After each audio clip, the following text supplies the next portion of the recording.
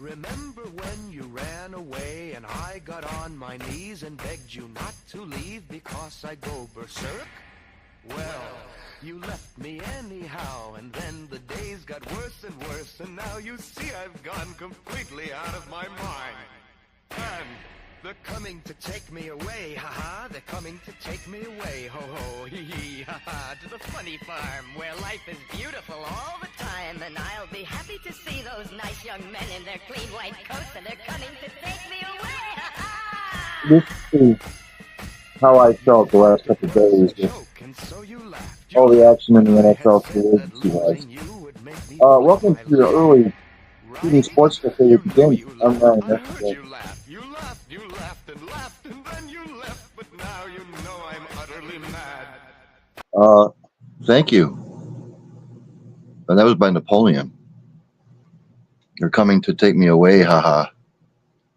And I see he just popped up in the green room. He's probably going a little batty himself with everything that's going on there in Pittsburgh. Let's bring him on. That's Nick Farabaugh, Steelers beat reporter at Penn Live, host of Steelers Breakdown, offensive line enthusiast. He's a PFWA member. That's the Pro Football Writers Association. Email inquiries at nfara2000@gmail.com. Nick, thanks for joining. Yeah, thanks for having me on. I appreciate it. So let's just jump into it here. They go out and get Metcalf. They sign Kenny Gainwell. They made some other additions, but everybody is on pins and needles as far as Steelers Nation goes, because this whole quarterback thing, Nick, it's sort of gotten a little bit ridiculous now. It's insane. I would say it's absolutely insane. I have no other way to put it. I mean, they strike out on Justin Fields and Sam Darnold on day one, and now it's just like they're in limbo. I think Aaron Rodgers has essentially gone dark. Russell Wilson is now going to meet with teams.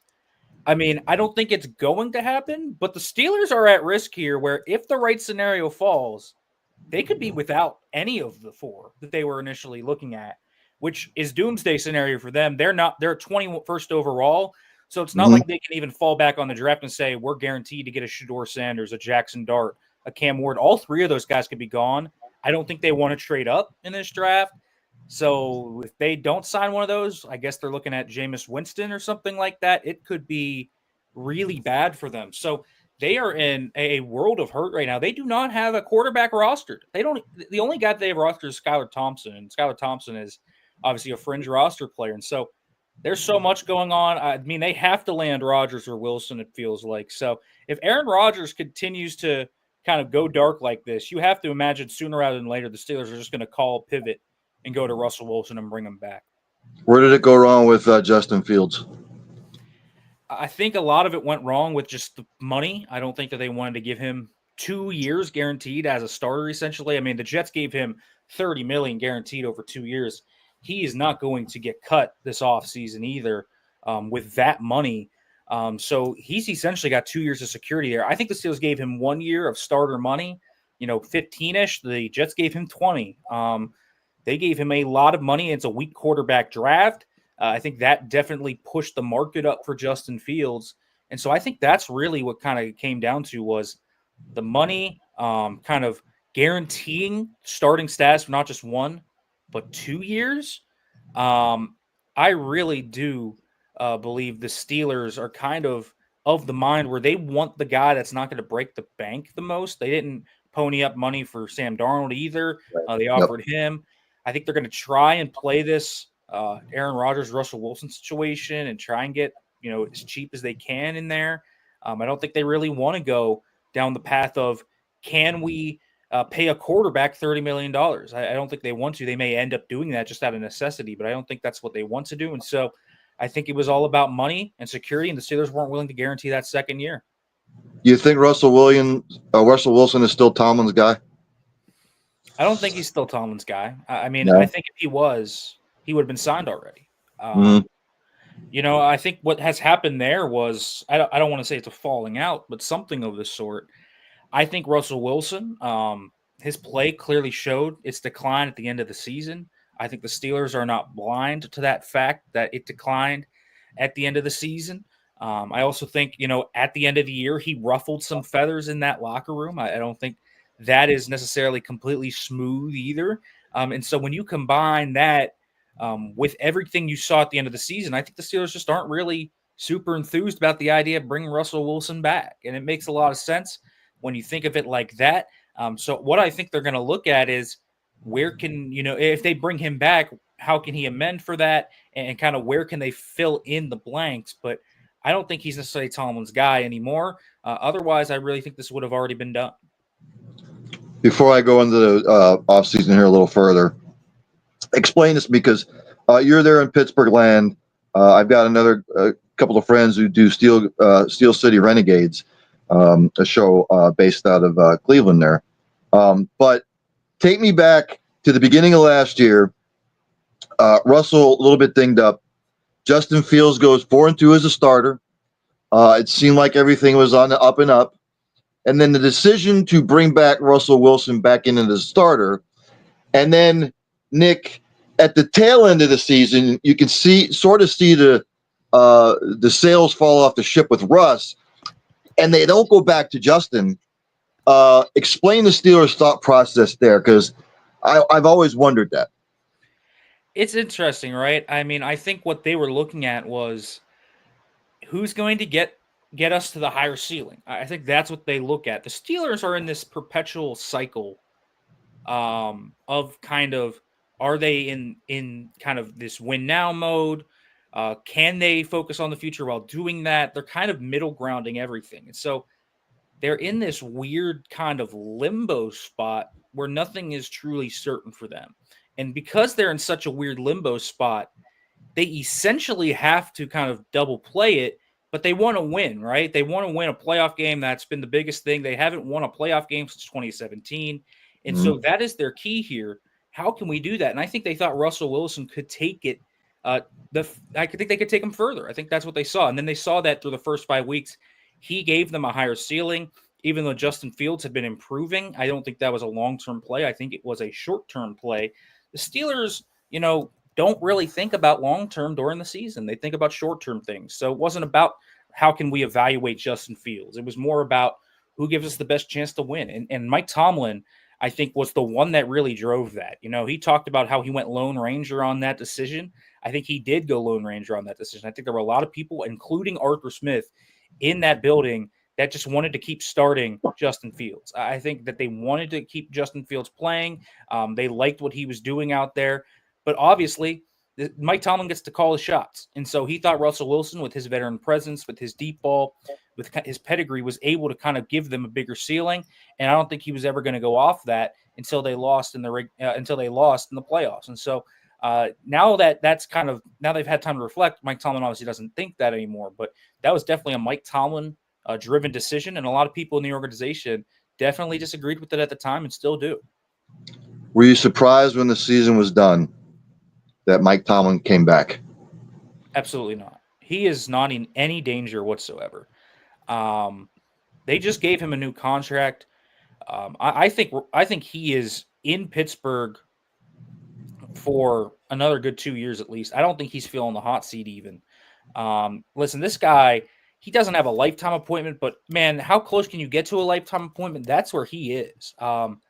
He really has a lot of job security. And so he is a guy that is not at all threatened by a firing or anything like that. I think people think about him and say he hasn't won in a while. And so I think it's natural to think, could he potentially be fired? But I don't think that's a realistic discussion at all. I think he is certainly very secure. I think he is kind of the driver of the train in Pittsburgh. I think he calls the shots for the most part. And so, yeah, I really look at it and say, man, Mike Tomlin's not at all in any danger at all, and certainly wasn't this past year. So don't expect him to leave anytime soon. You could maybe see 2026, 2027 being that. But even this year, if they lose, I think he will still be around. And that would be much to the chagrin of Pittsburgh Nation, because all the chatter. You've seen it the last probably 2-3 years.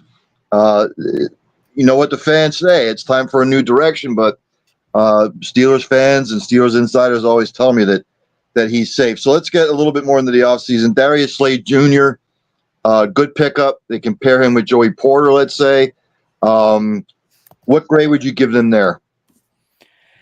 It's a 1-year patch. Obviously, I think that they could have signed someone that was a longer-term option. One of the guys like Charvarius Ward, DJ Reed, Paulson Adebo, Byron Murphy, someone like that, that could have been here for 3 or 4 years. You maybe have 1 or 2 with Slay. Obviously, it's just a 1 year right now, but maybe you can get a second year out of Darius Slay.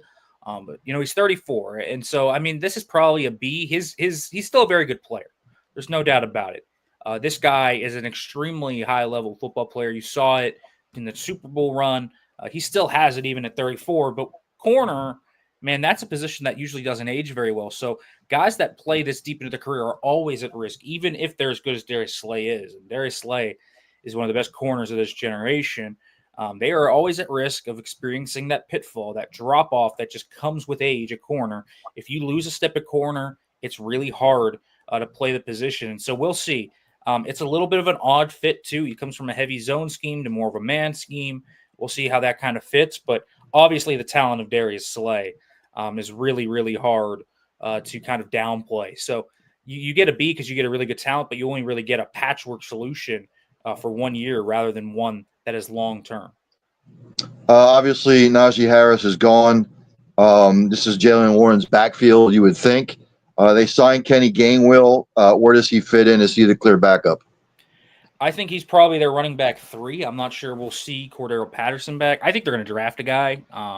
Maybe not in the first round. I'm not sure you're going to see them dip into the Genty, Omari and Hampton tier, but I do think in that round 3, guys like DJ Giddens, Quinshon Judkins, Devin Neal, Jaden Blue, Bashal Tootin, those types of players could be running backs that they look at. I think Gainwell is going to be this kick returner, third down back type.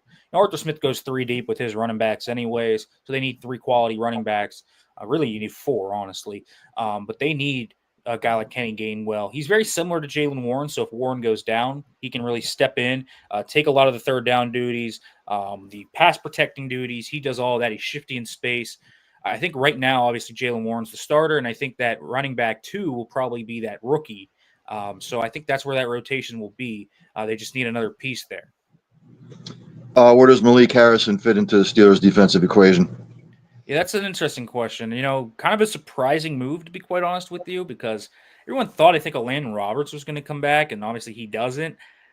He's so basically, when you look at where Harrison fits in, it's going to be in that base package. He's going to get maybe 5 to 10 snaps a game as a run defender, maybe more in certain matchups where the run defense aspect of things is much more important. But really, he's going to be a special teams ace for them.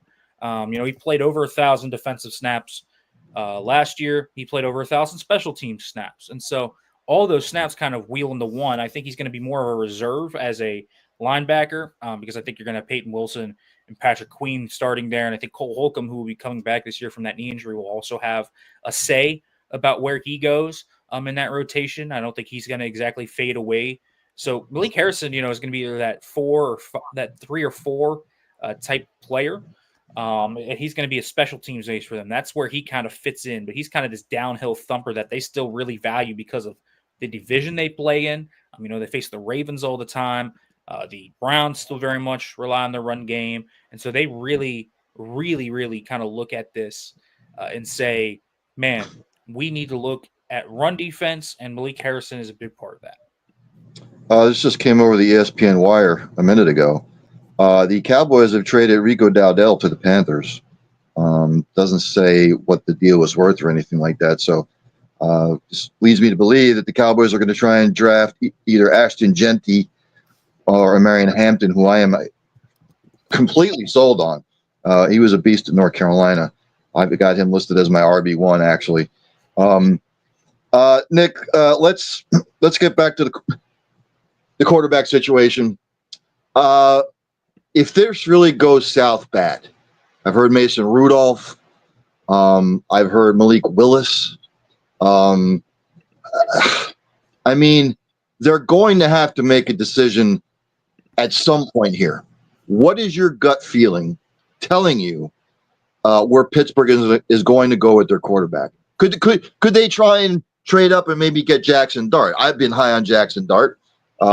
Jackson Dart, Mississippi. DK Metcalf, Mississippi. I know they didn't play together, but there's a Mississippi connection there. So where do you think they're going to turn to? Yeah, I would imagine they're going to stick at Aaron Rodgers. I think that's where the things going. If things go wrong, I think they'll just stick it out with a vet and a mid-round quarterback. I don't think they're very interested in any of the top guys, at least enough to move up. Mm-hmm. I've heard that they're not very high on Dart. I don't think they like him for that scheme. I think they like Shedeur Sanders more. So maybe if Shedeur Sanders falls, they could be the landing spot. If this fall for Shedeur is a thing, if he gets to 21, I think they may draft him. But we'll see. I think in the mid rounds, though, I'm thinking more, the Tyler Shucks, the Quinn Ewers, the Will Howards of the world. I think that's where they'll live this year. I think next year will be their long-term play at the quarterback position. Not this year, next year. I think that's what they're selling up for. So this year, I think it's ideally going to be Rodgers and one of those mid-round picks. That's kind of where I think they're going. Maybe it's Russell Wilson and one of those mid-round picks, but I think it's going to be one of those two vets plus a mid-round draft pick. Let me ask you this. DK Metcalf and A.J. Brown both played at Mississippi together. Was there any maybe thought process? Because Howie Roseman likes to wheel and deal. He's already wheeled and dealed. The Eagles have 20 draft picks the next 2 years. Maybe the slightest rumbling. We know A.J. Brown at the end of last year was not happy in Philly. Any rumblings maybe they could bring him in and have the Brown-Metcalf connection? Yeah, I haven't heard anything about that. I'm not sure that the Eagles are even interested in trading A.J. Brown. I know they're shedding salary, but he feels like a guy that might be an untouchable for them, especially because the Steelers do have George Pickens, and we'll see. Maybe they trade George Pickens at some point. That could be a possibility, but I don't think it would be for an A.J. Brown type, just because I don't think A.J. Brown's available. I think if they end up trading for someone else that is kind of a receiver option, maybe a Cortland Sutton would make sense for them. Depending on how his contract situation goes in Denver, I could see them dipping into those waters. I could see them trying to make a run here at Cooper Kupp. I could see them going there as well. So I don't think A.J. Brown necessarily is going to be the guy they would target, but there's definitely some veteran options I think that they'll still explore. I don't think they're done at wide receiver. I think they're going to continue to add to that room and try to build up the weaponry for whoever is quarterback. I'm bringing this up. Steelers draft needs upcoming. This is SteelersWire.com. Wide receiver, which they've addressed with DK Metcalf, and you said that they're probably not done there.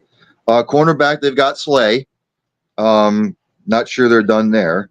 Defensive line, Nick, talk to me about the defensive line. We know it was a battle of attrition with them this year. Cam Hayward's getting older. Where do you see them going defensive line-wise in the draft or maybe in free agency?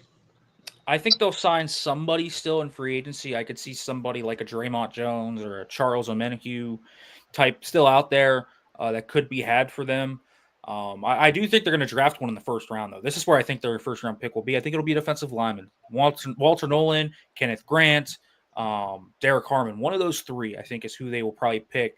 I think Grant might be their likeliest option. If he's there at 21, they need this big kind of nose tackle right away, and he's a 3-tech with pass rush upside, which I think they'll really like as well. So he's the type of guy I think that fits really well. I think they also want to kick Keanu Benton out of the nose to the 5-tech and make him a 5-3-tech type of player.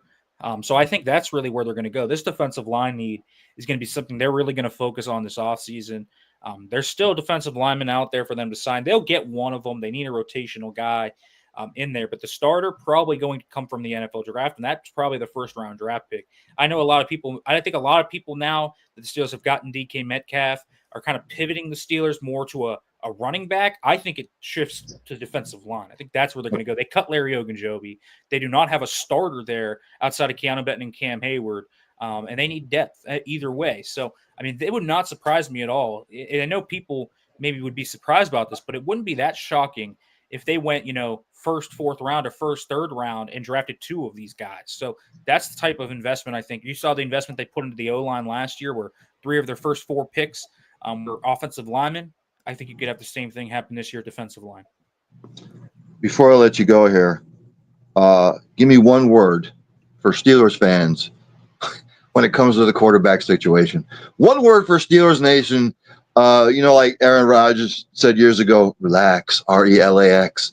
When it comes to this particular situation, Nick, because I'm seeing it on social media, they're really getting fed up with it. One word for Steelers Nation when it comes to the quarterback position. Chaos. I mean, I think it's exactly what it is. It's chaos, man. I guess there are two words that come to mind: chaos and just disaster. Like those two. I think everything bit of it is just a mess.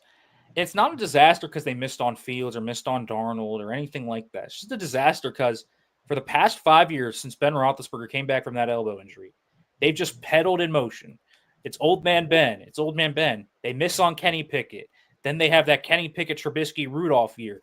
Pickett's gone, so they overhaul it, go Russell Wilson, Justin Fields, and now you might go to Aaron Rodgers. I mean, at some point, you got to make the move and get an investment here. They've had chances to do that. You look back at their drafts. They passed up Jalen Hurts. In the year Kenny Pickett got drafted, they could have had Brock Purdy. They've had chances to land a guy that falls to them. 2018, if you want to look to the biggest regret they will have perhaps this century, they pass up on Lamar Jackson for Terrell Edmonds. Now he's playing for the Ravens. I mean, they've had shots at this quarterback thing and have missed on it.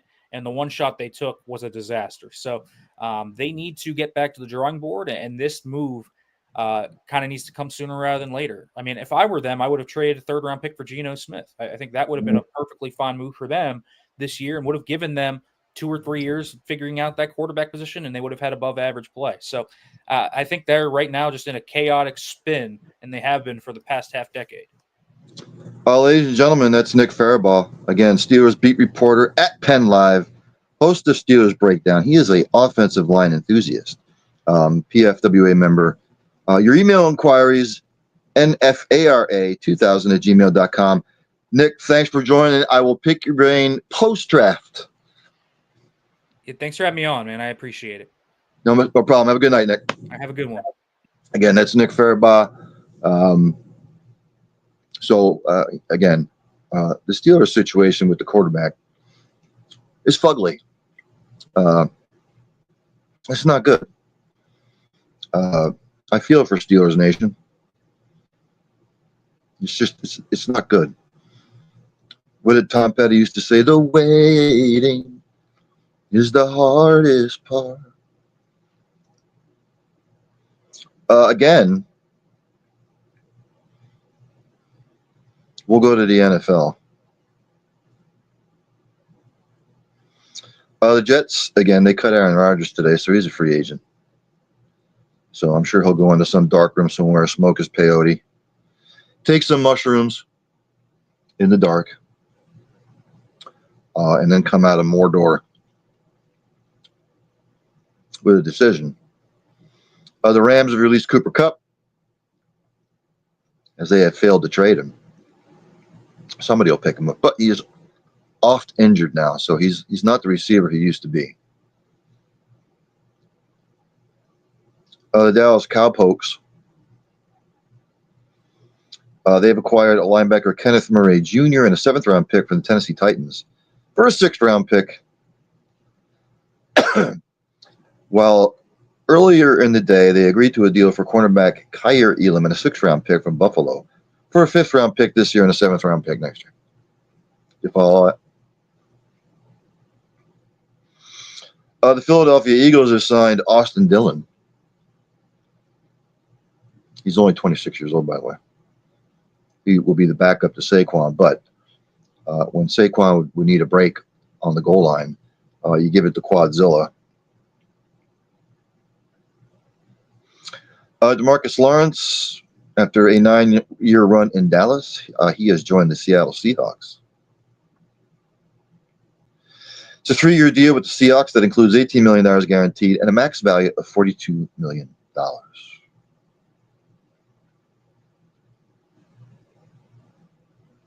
And a partridge in a pear tree. And again, the wheeling and dealing probably will not be done. I'm constantly checking out the ticker. Oops. I went over the NBA standings yesterday.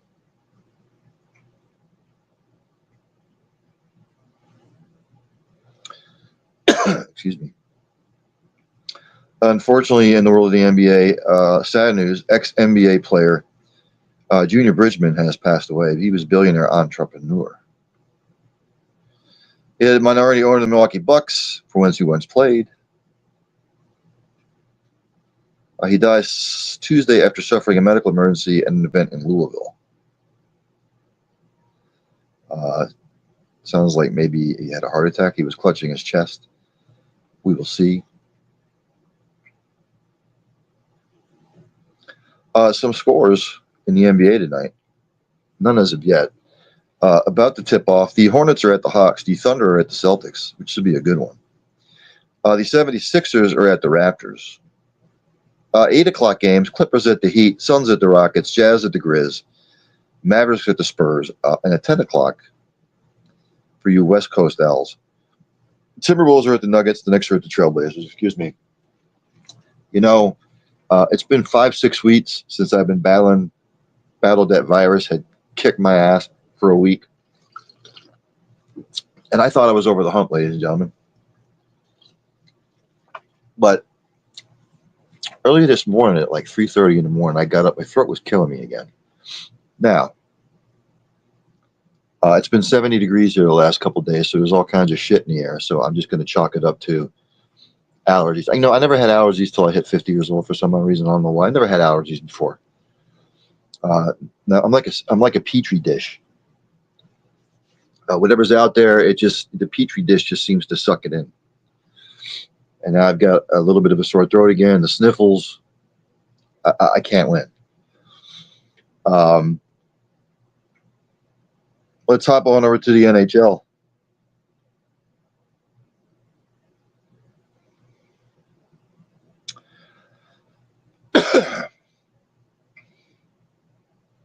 Mikko Rantanen is now a Dallas Stars forward.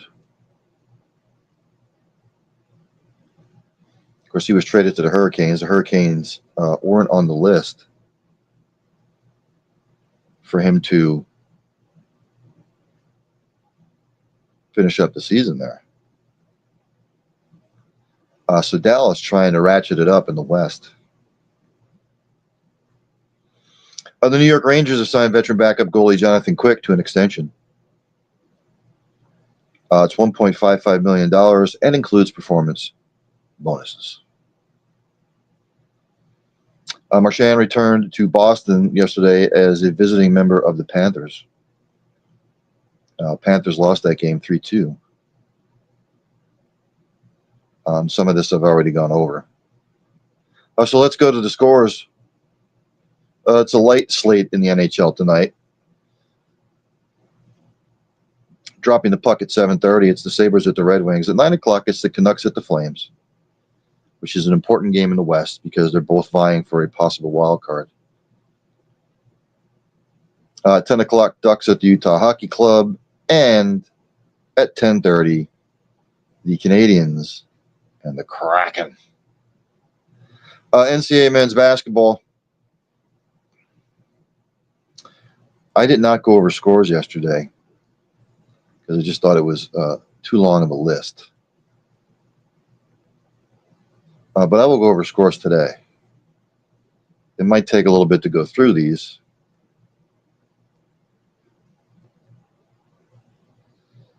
But again, it is the final countdown to March Madness on Sunday, probably at 6:30.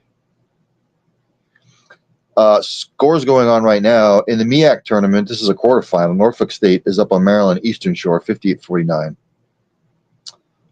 In the MAAC championship quarterfinal, Quinnipiac is up on Rider, 64-44. Big Ten tournament first round, Iowa up on Ohio State right now, 54-50. Conference USA championship quarterfinal at the half, Liberty's up on UTEP, 36-26. Big East tournament at the half. Right now, Georgetown's up on DePaul 40-38. In the first half, SEC tournament first round, Mississippi State up on LSU 26-19. The Patriot League championship final is between American University and Navy. Early in the first, American up on Navy 13-10. Mountain West Championship first round, and the first Air Force up on UNLV 12-11 right now. The Phillips 66 Big 12 Championship second round in the first. Baylor's up on Kansas State 28-20. Later on, 8 o'clock, Coppin State and South Carolina State in the MEAC tournament quarterfinal. In the SWAC tournament quarterfinal, that tips off at 8:30. That's Florida A&M and Jackson State. Also, the MAAC championship quarterfinal at 8:30 p.m. Merrimack plays Sacred Heart. Also at 8:30, Big Ten tournament first round, USC and Rutgers. Conference USA championship quarterfinal at 9 o'clock, Florida International, Jacksonville State. The WAC tournament quarterfinal at 9 p.m., it's Utah Valley and Utah Tech. 9 p.m. Big West Championship first round, Cal State Bakersfield at UC Santa Barbara. At 9 o'clock, Big East Tournament first round, Seton Hall and Villanova. 9:30, SEC Tournament first round, Oklahoma, Georgia. Phillips 66 Big 12 Championship second round, we've got Central Florida and Kansas. The T. Rowe Price ACC Tournament second round, that's at 9:30, Syracuse and SMU. At 11:30 p.m. this evening, the Big Sky Championship final between Montana and Northern Colorado. 11:30 p.m. the WAC tournament quarterfinal, UT Arlington and Grand Canyon. And at 11:30, the Big West Championship first round, Cal Poly against UC Davis. Scores from earlier today. Big 12 Championship second round, Iowa State beat Cincinnati 76-56. The Atlantic 10 Championship first round, Davidson 69, Richmond at 65. ACC Tournament second round, Georgia Tech over Virginia 66-60. The American Athletic Conference Championship first round, Charlotte over Rice 64-61. SEC Tournament first round, Arkansas over South Carolina 72-68.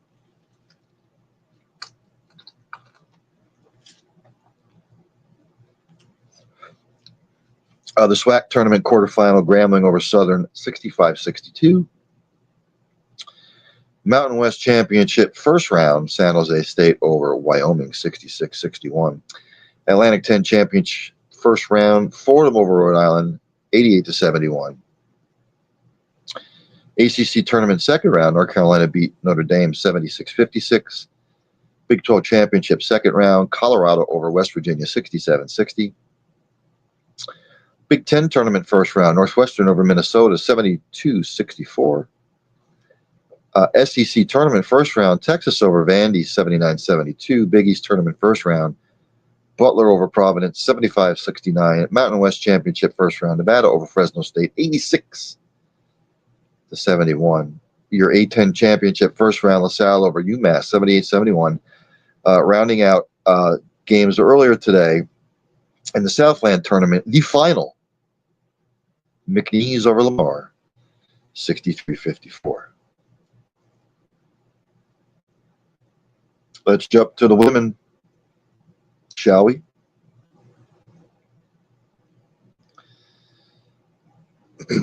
Going on right now in the first SWAC tournament quarterfinal, Southern all over Mississippi Valley State, 63-43. Big West Championship first round, they are in the fourth. Sorry, the Southern Mississippi Valley State game is in the fourth as well. UC Riverside 50, Long Beach State 36. Looks like UC Riverside is going to pull that out. MAC Championship quarterfinal in the third, Bowling Green's up on Buffalo 33-29. In the American Athletic Conference Championship, this is the final of that particular conference championship. South Florida leads Rice in the second, 24-16. And at 10:30 tonight, in the Mountain West Championship final, it is San Diego State against Wyoming. Scores from earlier today, ladies and gentlemen. In the MAC Championship quarterfinal, Ball State all over Western Michigan, 82-53. SWAC Tournament quarterfinal, Texas Southern 69. Prairie View A&M 49. Southland Tournament semifinal, Southeast Louisiana over Incarnate Word 57-37. In the MEAC tournament quarterfinal, Norfolk State all over South Carolina State, 81-55. The Mid-American Athletic Conference Championship quarterfinal, Fairfield over Manhattan, 58-51. Conference USA Championship quarterfinal, Liberty all over Sam Houston, 78-51. MEC Championship quarterfinal, Kent State over Miami of Ohio, 68-61.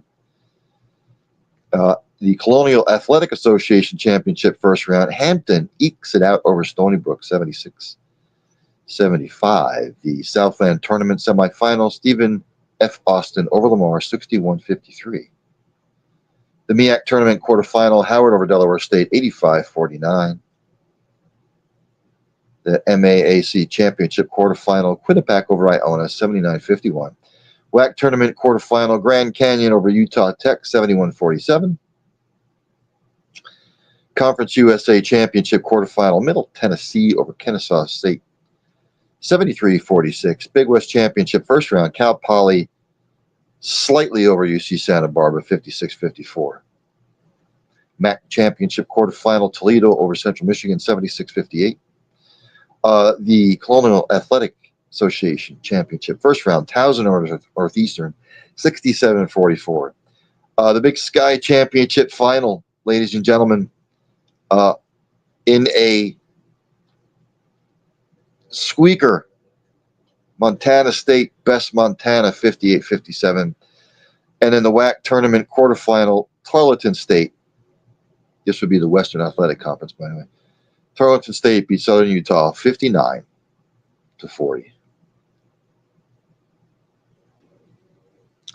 For you soccer jabronis like me,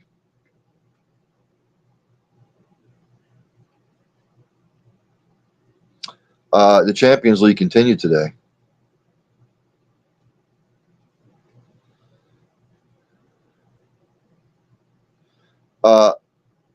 Borussia Dortmund with a 2-1 advantage over Lille.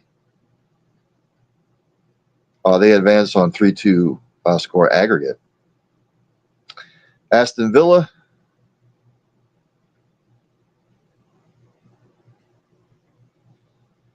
beat Club Brugge 6-1 on aggregate. Atletico Madrid and Real Madrid. Atletico Madrid won 1-0, but Real Madrid advanced on aggregate. No, it was actually 2-2 on aggregate. Real Madrid advances on 4-2 on penalty kicks, which I hate. Can't stand it. And Arsenal and PSV, Arsenal advances 9-3 on aggregate, so they all advance.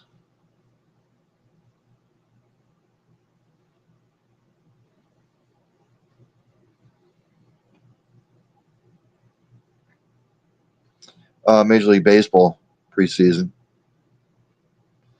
The Royals' Bobby Witt, he exited the game with a fastball off the forearm today.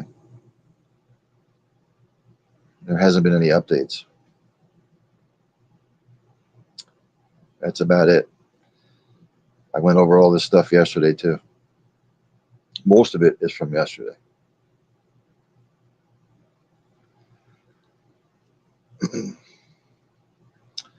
Golf this week, the Players' Championship, ladies and gentlemen. Pick your favorite golfer. Or pick your favorite fantasy team.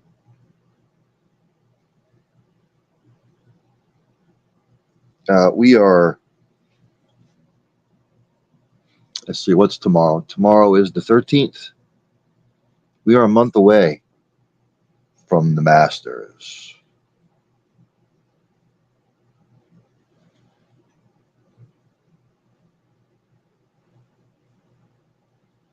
Just trying to see if anything has come over the ticker in the NFL.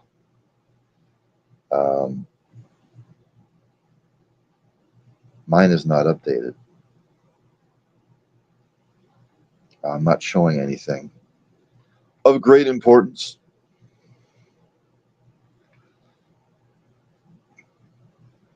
The LPGA this week will be at Fir Hills Seri Park. That's the Fur Hill Surrey Park Championship. It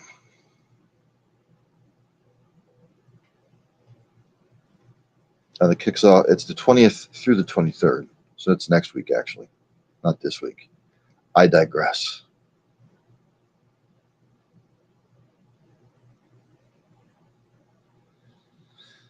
Let's see. Looking over some other news and notes. And again, I will be live from Goose's Monte Cristo Lounge and Tobacconist out there in Limerick, Pennsylvania on Monday. Bracketology Central. I will go over the brackets, give you my picks. Yeah, and I'm not seeing any other major things news-wise coming across the wire in sports.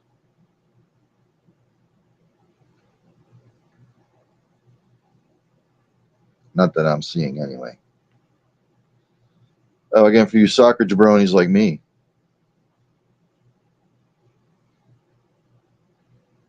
let's see.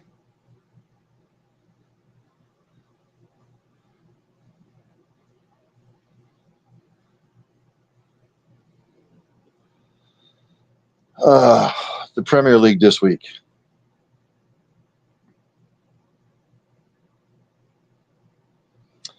On Saturday, these are all 11 o'clock Eastern Standard Time starts, by the way. Everton's at West Ham. West Ham's at Everton. Nottingham Forest at Ipswich. Brighton and Hove Albion at Man City. Wolverhampton at Southampton. And then at 1:30 p.m., you have Brentford traveling to Bournemouth. Then on Sunday, 9:30 games. Arsenal will host Chelsea in a London derby. Fulham hosts Tottenham. And Leicester City, host Man United. So there you have that. And again, I'm looking over the NFL free agency ticker. Again, I also mentioned about Rico Dowdell going to the Panthers. It's a one-year deal worth up to $6.25 million.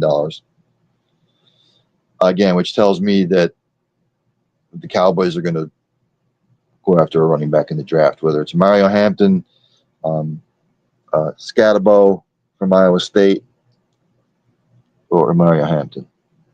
Or Aston Genty. Because the running back free agents, there's not a plenty.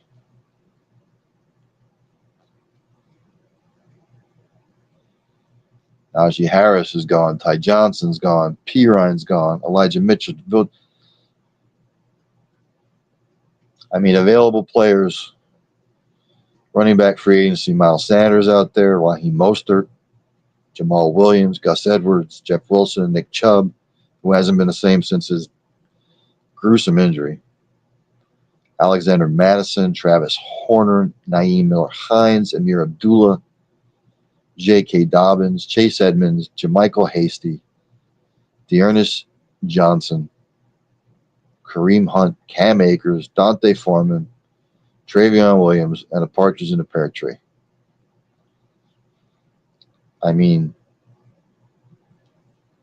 If you're the Cowboys, would you go after Gus Edwards and J.K. Dobbins, who are often hurt? If you want to save a little bit of money.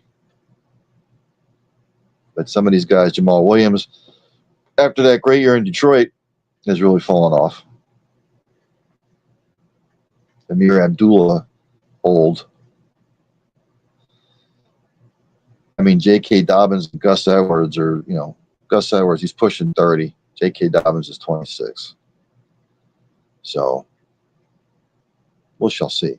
But that's going to wrap it up for tonight, ladies and gentlemen. Again, thanks to Nick Farabaugh for joining the program to talk Steelers Shop. Again, you can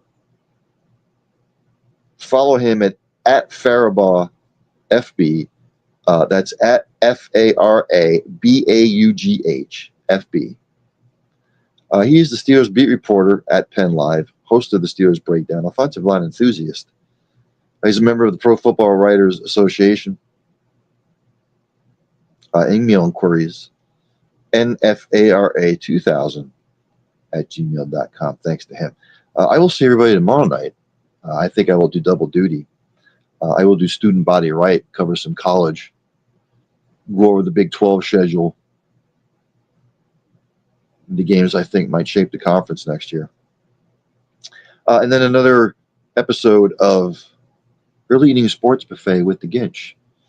I am said Ginch. Oh, did I forget to do this? Give me just a second, ladies and gentlemen. In my old age, I am forgetful.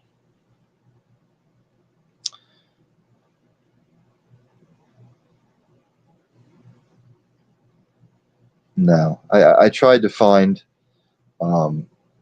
something for, but I couldn't really find anybody for that. If you have suggestions that you would like me to go over for that particular segment, let me know. Who are you displeased with? But with all that being said, again, practice compassion and empathy. Have passion for what you do. Hug somebody today. You might make their day. Tell somebody you love them, because you might not ever get the opportunity ever again. And if you see somebody struggling, just don't poo-poo them. Inquire. You might be saving a life. I will see everybody tomorrow night, ladies and gentlemen. There's only one thing left to do. Turn out the lights, the party's over. They say that all good things must end. Call it a night, the party's over. And tomorrow and next year starts the same old thing again.